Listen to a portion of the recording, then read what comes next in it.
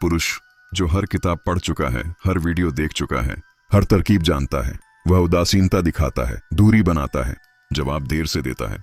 शुरुआत में उसे लगता है यह चल रहा है, स्त्री की रुचि बढ़ती दिखती है, पर फिर अचानक सन्नाटा, कोई जवाब नहीं, कोई दिलचस्पी नहीं, जैसे वह हवा में गायब हो गई हो। वह पुरुष हैरान है, उसने वही किया जो सिखाया गया था, शब्द वही थे, समय वही था, फिर चूक कहां हुई।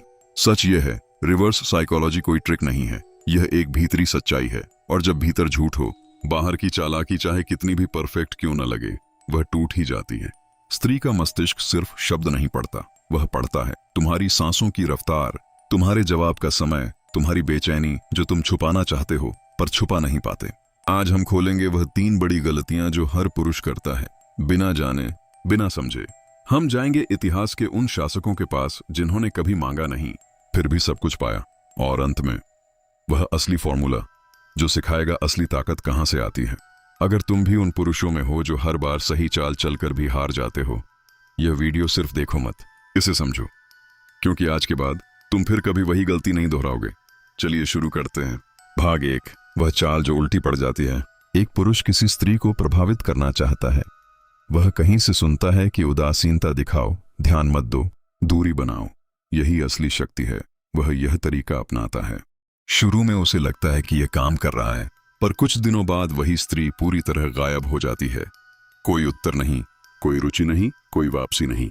वह पुरुष हैरान रह जाता है, उसने वही किया था जो उसने सीखा था, फिर चूक कहां हुई। यही वह प्रश्न है जिसके इर्द गिर्द आज की पूरी कथा घूमेगी। रिवर्स साइकोलॉजी एक ऐसा विषय है जिसे आज हर कोई जानता है, हर कोई इस्तेमाल करने की कोशिश करता है, पर बहुत कम लोग समझ पाते हैं कि यह वास्तव में काम कैसे करती है।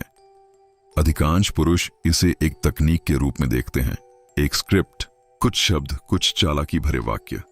पर सच यह है कि रिवर्स साइकोलॉजी कोई तकनीक नहीं है, यह एक भीतरी अवस्था है, और जब भीतरी अवस्था गलत हो तो बाहरी शब्द चाहे कितने भी सही क्यों न हो, वे असफल हो जाते हैं।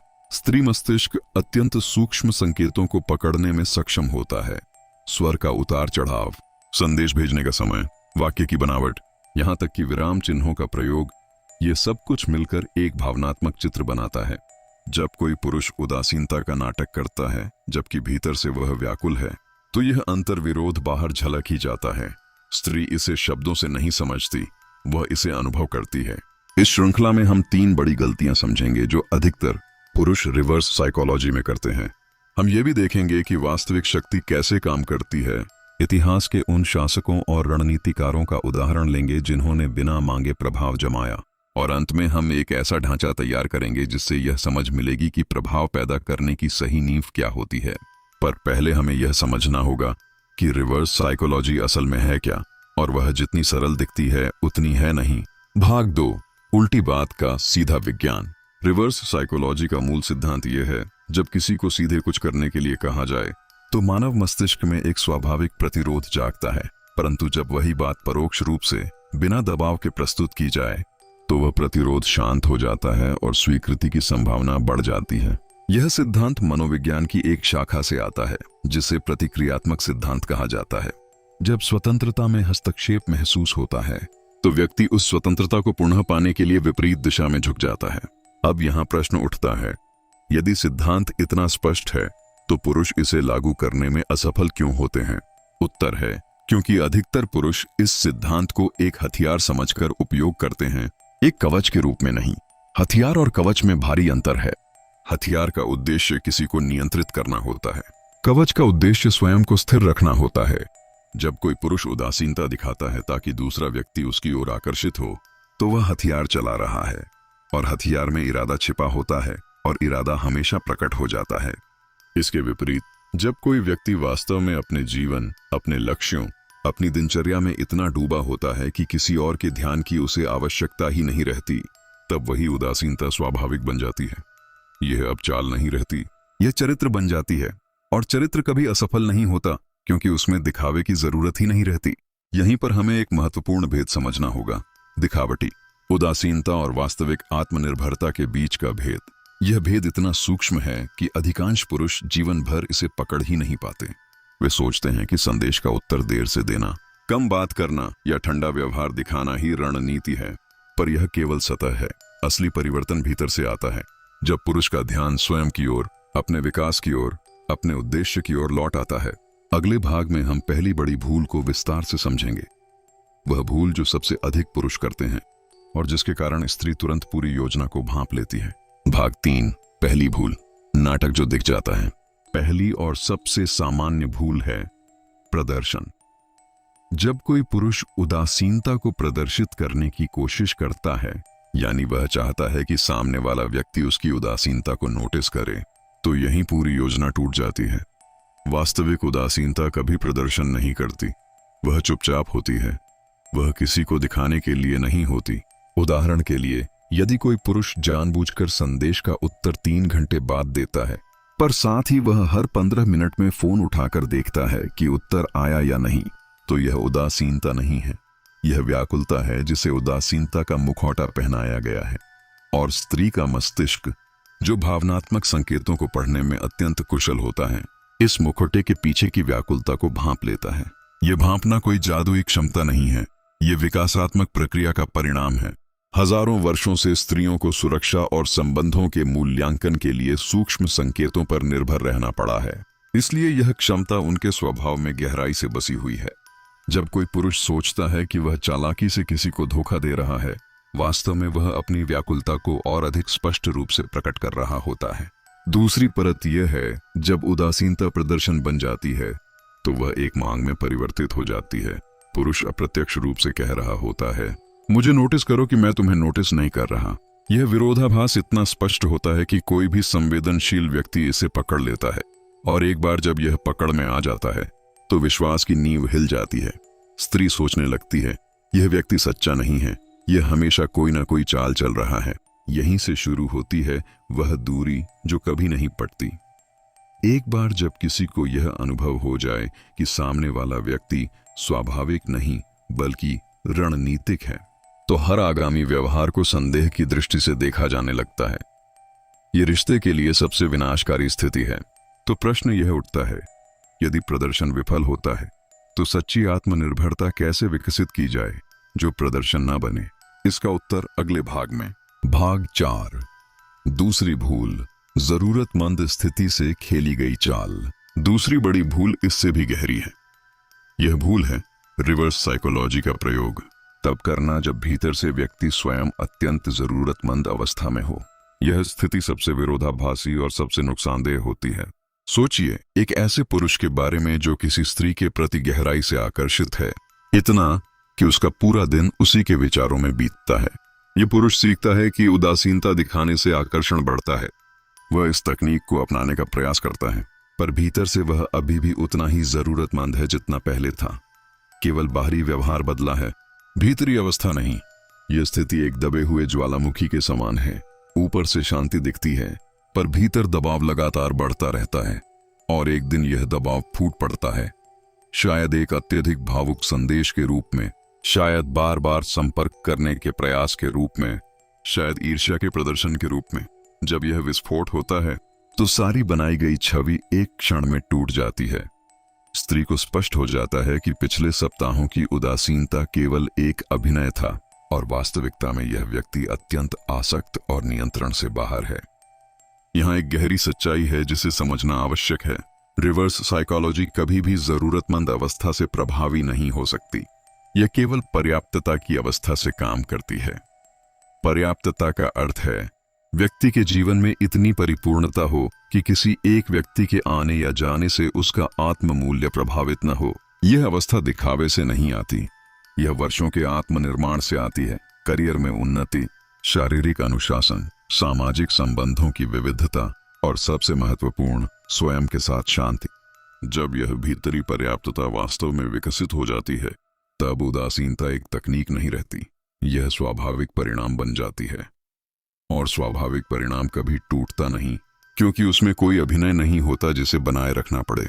अगले भाग में हम एक ऐतिहासिक उदाहरण के माध्यम से देखेंगे कि वास्तविक शक्ति कैसे बिना मांगे प्रभाव उत्पन्न करती है। भाग 5, इतिहास का पाठ, जो मांगता नहीं वही शासन करता है। इतिहास में ऐसे अनेक उदाहरण मिलते हैं जहां वास्तविक प्रभाव उन लोगों के पास रहा जिन्होंने कभी उससे मांगा नहीं। जिन शासकों और रणनीतिकारों ने साम्राज्य बनाए, उन्होंने अपनी शक्ति का प्रदर्शन नहीं किया। उन्होंने अपनी शक्ति की उपस्थिति को दूसरों पर छोड़ दिया कि वे स्वयं महसूस करें। एक प्राचीन सम्राट का उदाहरण लें, जिसने अपने राज्य विस्तार के दौरान कभी अपनी विजयों का व्यर्थ प्रदर्शन नहीं किया। जब पड़ोसी राज्यों के दूत उनके दरबार में आते तो सम्राट अत्यंत शांत और संयमित रहते। वे न तो धमकी देते, न ही अनुनय करते। वे केवल स्थिरता और आत्मविश्वास की छवि प्रस्तुत करते। यही मौन आत्मविश्वास शत्रुओं में भय और मित्रों में सम्मान उत्पन्न करता था। इतिहासकार बताते हैं कि इस सम्राट के दरबार में उपस्थित मात्र से लोग अपने विचार बदल देते थे, बिना किसी शब्द के आदान प्रदान के। यही सिद्धांत मानवीय संबंधों में भी लागू होता है। जो व्यक्ति अपनी उपस्थिति और अपने मूल्य को शब्दों से सिद्ध करने का प्रयास करता है, वह पहले ही अपनी शक्ति खो चुका होता है। परंतु जो व्यक्ति अपने कार्यों, अपने अनुशासन, अपनी दिनचर्या और अपने विकास में इतना डूबा होता है कि उसे किसी को कुछ सिद्ध करने की आवश्यकता ही नहीं रहती, वही वास्तविक चुंबकीय आकर्षण उत्पन्न करता है। यह कोई संयोग नहीं है कि जो पुरुष अपने लक्ष्यों की ओर एकाग्र चित्त होते हैं, जो अपने कार्य में उत्कृष्टता की खोज में लगे रहते हैं, वे स्वाभाविक रूप से आकर्षक बन जाते हैं, बिना किसी रणनीति के। उनकी उदासीनता वास्तविक होती है, क्योंकि उनका ध्यान वास्तव में कहीं और केंद्रित होता है। यह अभिनय नहीं, यह जीवन जीने का तरीका है। अब प्रश्न यह उठता है, यदि सिद्धांत इतना स्पष्ट है, तो व्यावहारिक जीवन में इसे कैसे उतारा जाए? अगले भाग में हम तीसरी बड़ी भूल की ओर बढ़ेंगे, जो इस पूरी समझ को और गहरा करेगी। भाग 6, तीसरी भूल, अति प्रयोग जो विश्वास तोड़ता है। तीसरी भूल है अति प्रयोग। जब कोई पुरुष रिवर्स साइकोलॉजी की शक्ति को एक बार अनुभव कर लेता है, तो वह इसे बार बार दोहराने का प्रयास करता है। हर बातचीत में, हर परिस्थिति में वह उदासीनता, दूरी और चालाकी भरे संकेतों का प्रयोग करने लगता है। यह अति प्रयोग धीरे धीरे विश्वास की नींव को खोखला कर देता है। कोई भी संबंध विश्वास पर टिका होता है। विश्वास का अर्थ है यह भरोसा कि सामने वाला व्यक्ति जैसा दिखता है वैसा ही है। जब उदासीनता, दूरी और अप्रत्यक्ष संकेत बार बार प्रयोग किए जाते हैं, तो सामने वाला व्यक्ति धीरे धीरे यह समझने लगता है कि यह व्यक्ति की सच्ची प्रकृति नहीं, बल्कि एक स्थायी रणनीति है। और जिस क्षण किसी रणनीति को पहचान लिया जाता है, वह रणनीति सदा के लिए निष्प्रभावी हो जाती है। यहाँ एक गहरा सिद्धांत छिपा है। कोई भी मनोवैज्ञानिक तकनीक तभी तक प्रभावी रहती है जब तक वह अचेतन स्तर पर कार्य करे। जिस क्षण वह चेतन स्तर पर पहचान ली जाए, वह अपनी शक्ति खो देती है। इसलिए जो पुरुष रिवर्स साइकोलॉजी को एक स्थायी उपकरण के रूप में उपयोग करने का प्रयास करते हैं, वे अंततः अपनी ही रणनीति के शिकार बन जाते हैं। वास्तविक समाधान यह है कि रिवर्स साइकोलॉजी को एक साधन के रूप में नहीं, बल्कि एक स्वाभाविक जीवन शैली के परिणाम के रूप में देखा जाए। जब पुरुष अपने जीवन को इतना समृद्ध बना ले कि उसे किसी भी परिस्थिति में चालाकी की आवश्यकता ही न पड़े, तब यह प्रश्न ही समाप्त हो जाता है कि रणनीति का अति प्रयोग हो रहा है या नहीं, क्योंकि तब वहां कोई रणनीति ही नहीं बचती, केवल सच्चा चरित्र बचता है। अगले भाग में हम इस पूरी समझ को एक व्यावहारिक ढांचे में बदलेंगे, जिससे यह स्पष्ट होगा कि वास्तविक आत्मनिर्भरता किस प्रकार विकसित की जाए। भाग 7, वास्तविक ढांचा, 3 स्तंभ। अब तक हमने 3 बड़ी भूलें समझी: प्रदर्शन, जरूरतमंद अवस्था से प्रयोग और अति प्रयोग। अब समय है एक ऐसा ढांचा समझने का जो वास्तव में स्थायी परिणाम देता है। यह ढांचा 3 स्तंभों पर टिका है। पहला स्तंभ है आंतरिक पूर्णता। इसका अर्थ है अपने जीवन को इतना समृद्ध बनाना कि किसी एक व्यक्ति की उपस्थिति या अनुपस्थिति संपूर्ण भावनात्मक स्थिति को प्रभावित न करे। यह करियर, स्वास्थ्य, मित्रता और व्यक्तिगत विकास के संतुलन से आता है। जब जीवन के कई क्षेत्रों में संतोष हो, तो किसी एक क्षेत्र में असफलता समूची पहचान को हिला नहीं पाती। दूसरा स्तंभ है भावनात्मक स्थिरता। इसका अर्थ है अपनी प्रतिक्रियाओं पर नियंत्रण रखना, चाहे परिस्थिति कुछ भी हो। जब कोई संदेश न आए, जब कोई व्यक्ति उदासीन दिखे, तब भी भीतर से शांत रहना। यह स्थिरता अभ्यास से आती है, ध्यान, आत्मचिंतन और अपनी भावनाओं को समझने की निरंतर प्रक्रिया से। यह स्थिरता ही वह आधार है जिस पर वास्तविक उदासीनता, न कि दिखावटी उदासीनता, टिकती है। तीसरा स्तंभ है निरंतर विकास। इसका अर्थ है हमेशा अपने आप को बेहतर बनाने की दिशा में लगे रहना, नए कौशल सीखना, शारीरिक अनुशासन बनाए रखना, ज्ञान बढ़ाना, जब व्यक्ति निरंतर विकास की प्रक्रिया में हो तो उसका ध्यान स्वाभाविक रूप से अपने भीतर केंद्रित रहता है, बाहर की स्वीकृति पर नहीं। यही सच्ची उदासीनता का स्रोत है। जब यह 3 स्तंभ मजबूत हों तो रिवर्स साइकोलॉजी की आवश्यकता ही समाप्त हो जाती है, क्योंकि तब व्यक्ति स्वाभाविक रूप से वैसा ही बन जाता है जैसा दिखने का वह अभिनय करने की कोशिश कर रहा था। यहीं छिपा है असली रहस्य, तकनीक की तलाश छोड़कर चरित्र निर्माण की दिशा में बढ़ना। अगले भाग में हम एक काल्पनिक पर वास्तविकता के करीब उदाहरण के माध्यम से यह देखेंगे कि यह ढांचा व्यवहार में कैसे काम करता है। भाग 8, एक कथा, परिवर्तन की यात्रा। एक युवक की कल्पना करें जिसका नाम हम अर्जुन रख लेते हैं। अर्जुन एक ऐसी स्त्री के प्रति आकर्षित था जो उसके प्रति उदासीन दिखती थी। अर्जुन ने पहले वही किया जो अधिकतर पुरुष करते हैं। उसने जानबूझकर उत्तर देर से देना शुरू किया, संदेशों में ठंडापन दिखाया और सोशल मीडिया पर सक्रियता कम कर दी। शुरुआती दिनों में उसे लगा कि यह काम कर रहा है क्योंकि उस स्त्री ने कुछ रुचि दिखानी शुरू की, पर कुछ ही सप्ताह में अर्जुन की व्याकुलता बढ़ती गई। वह भीतर से बेचैन था, बाहर से शांत दिखने का प्रयास कर रहा था। यह अंतर्विरोध लंबे समय तक छिपा नहीं रह सका। एक दिन उसने अत्यधिक भावुक होकर लंबा संदेश भेज दिया जिसमें उसकी सारी व्याकुलता स्पष्ट झलक रही थी। उस स्त्री ने तुरंत समझ लिया कि पिछले सप्ताहों की उदासीनता केवल एक खेल था। संबंध वहीं समाप्त हो गया। अर्जुन ने इस अनुभव से सीखा। उसने अपनी रणनीति बदलने के बजाय अपने जीवन को बदलने का निर्णय लिया। उसने अपने करियर पर ध्यान केंद्रित किया, नियमित व्यायाम शुरू किया, नए कौशल सीखने में समय लगाया और पुराने मित्रों के साथ संबंध पुनः मजबूत किए। धीरे धीरे बिना किसी विशेष प्रयास के उसका आत्मविश्वास वास्तविक होने लगा। कुछ महीनों बाद अर्जुन का सामना एक और स्त्री से हुआ। इस बार उसने कोई रणनीति नहीं अपनाई।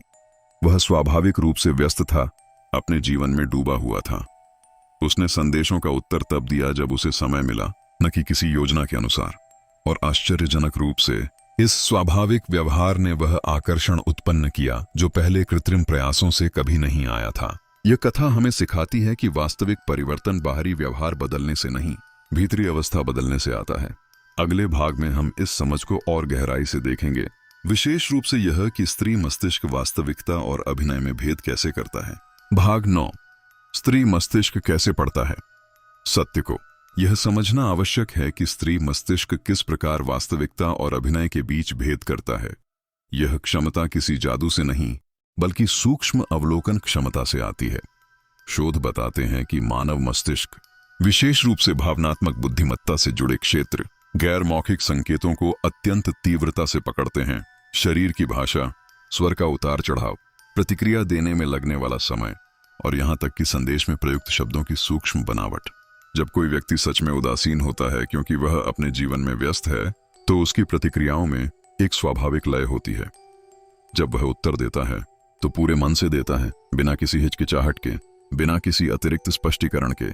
इसके विपरीत जब कोई व्यक्ति उदासीनता का अभिनय कर रहा होता है तो उसकी प्रतिक्रियाओं में एक अनजाना तनाव होता है, शायद अत्यधिक संक्षिप्त उत्तर, शायद अनावश्यक स्पष्टीकरण, शायद असंगत व्यवहार, जहां कभी वह अत्यंत ठंडा और कभी अत्यंत गर्मजोशी से भरा दिखता है।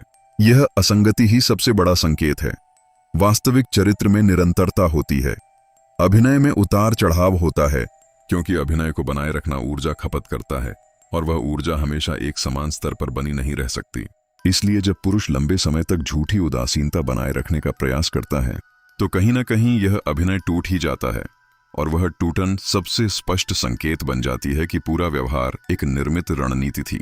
यही कारण है कि दीर्घकालिक रूप से केवल वे पुरुष सफल होते हैं जो वास्तव में अपने भीतर परिवर्तन लाते हैं, न कि केवल अपने बाहरी व्यवहार में। जो पुरुष अपने जीवन को वास्तव में समृद्ध बना लेते हैं, उनकी उदासीनता, उनकी व्यस्तता, उनकी शांति, यह सब स्वाभाविक होता है और स्वाभाविकता कभी असफल नहीं होती। अगले भाग में हम देखेंगे कि यह पूरी समझ केवल आकर्षण तक सीमित नहीं बल्कि जीवन के हर क्षेत्र में शक्ति और प्रभाव उत्पन्न करने की एक व्यापक दार्शनिक अवधारणा है। भाग 10, शक्ति का व्यापक सिद्धांत, केवल आकर्षण नहीं, संपूर्ण जीवन। यह सिद्धांत केवल आकर्षण या संबंधों तक सीमित नहीं है, यह जीवन के हर क्षेत्र में लागू होता है। व्यवसाय में, नेतृत्व में, सामाजिक प्रतिष्ठा में। जो व्यक्ति किसी चीज को अत्यधिक चाहता हुआ दिखता है वह स्वाभाविक रूप से अपनी सौदेबाजी की शक्ति खो देता है। इसके विपरीत जो व्यक्ति किसी परिणाम के प्रति वास्तव में निरपेक्ष होता है उसके पास सदैव अधिक शक्ति होती है। व्यवसाय में यह देखा जा सकता है, जो व्यवसायी किसी सौदे को अत्यधिक आवश्यक समझकर बातचीत करता है वह अंततः कमजोर शर्तों पर सहमत होता है, परंतु जो व्यवसाय विकल्पों से भरा होता है, जिसके पास अन्य अवसर भी उपलब्ध हैं, वह सदैव बेहतर शर्तें प्राप्त करता है। यही सिद्धांत नेतृत्व में भी लागू होता है। जो नेता अपने अनुयायियों की स्वीकृति के लिए तरसता है वह सम्मान खो देता है, परंतु जो नेता अपने सिद्धांतों पर दृढ़ रहता है, चाहे कोई साथ दे या न दे, वही वास्तविक सम्मान अर्जित करता है। भाग 11 निष्कर्ष। असली शक्ति की ओर पहला कदम। आज हमने एक गहरी यात्रा तय की। हमने देखा कि रिवर्स साइकोलॉजी कोई सरल तकनीक नहीं, बल्कि एक गहरा मनोवैज्ञानिक सिद्धांत है जो केवल तभी काम करता है जब वह वास्तविक चरित्र से उत्पन्न हो। हमने 3 बड़ी भूलें समझी। प्रदर्शन जो पकड़ में आ जाता है, जरूरतमंद अवस्था से किया गया प्रयास जो अंततः विस्फोट में बदल जाता है, और अति प्रयोग जो विश्वास को तोड़ देता है। हमने यह भी समझा कि वास्तविक समाधान 3 स्तंभों पर टिका है: आंतरिक पूर्णता, भावनात्मक स्थिरता और निरंतर विकास। जब यह तीनों स्तंभ मजबूत होते हैं तो उदासीनता एक अभिनय नहीं रहती, वह स्वाभाविक अवस्था बन जाती है। और स्वाभाविकता ही वह चीज है जिसे कोई भी पकड़ नहीं सकता, क्योंकि उसमें कोई विरोधाभास नहीं होता। यदि आप वास्तव में इस शक्ति को अपने जीवन में लाना चाहते हैं तो पहला कदम यह नहीं कि आप किसी और के व्यवहार को नियंत्रित करने का प्रयास करें। पहला कदम यह है कि आप अपने भीतर की ओर देखें, अपने जीवन को समृद्ध बनाएं, अपने लक्ष्यों की ओर एकाग्रचित्त हों। जब यह भीतरी कार्य पूर्ण हो जाएगा तो बाहरी परिणाम स्वयं ही प्रकट होने लगेंगे। यह यात्रा आसान नहीं है, इसमें धैर्य चाहिए, अनुशासन चाहिए और सबसे महत्वपूर्ण स्वयं के प्रति ईमानदारी चाहिए। पर जो व्यक्ति इस यात्रा को पूरी निष्ठा से तय करता है वह अंततः वह शक्ति प्राप्त कर लेता है जिसकी तलाश में हर पुरुष रहता है। वह शक्ति जो मांगी नहीं जाती, जो स्वयं चलकर आती है।